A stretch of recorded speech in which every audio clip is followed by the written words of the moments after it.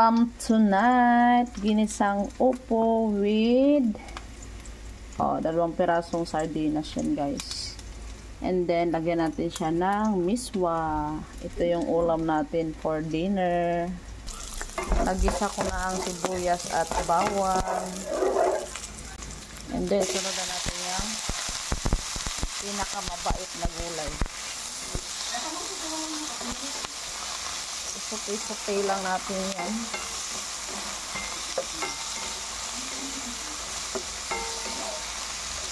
Pag na-satisfied ka na, i-add na natin yung tirang sardinas.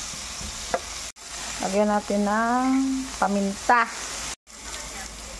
Add ko na yan. Sardinas! Favorite ng bayan. Siyempre, mag-add tayo ng water. Ugasan natin yung ating pinalugyan ng sardinas. So, mag-add tayo ng patis. Tansyahan lang. Pag nagisa na natin yung sardinas, saka tayo mag-add ng water. Siyempre, nakulangan ako. Ang kakain nito ay 5. Char. Dapat masabaw. Dahil lalagyan natin siya ng miswa. Pakuluin bago i-add ang miswa. Tingnan natin yung miswa. Ulam de peligro. Char. Mag-add tayo ng kunting magic, pampasarap. Kunti lang. Mag-a-add ako ng toasted garlic kasi bit ko yung amoy ng garlic.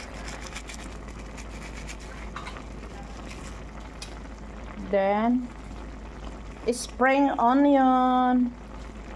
O, diba? Solved na. Natin yung budget kay sardinas tayo kakapit. Malapit na, malayo pa ang katapusan. Charos! Sarap.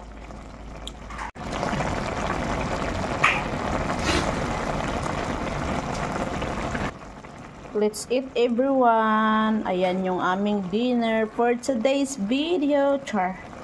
So, opo with sardinas na may miswa. Diba, lami. Thank you for watching.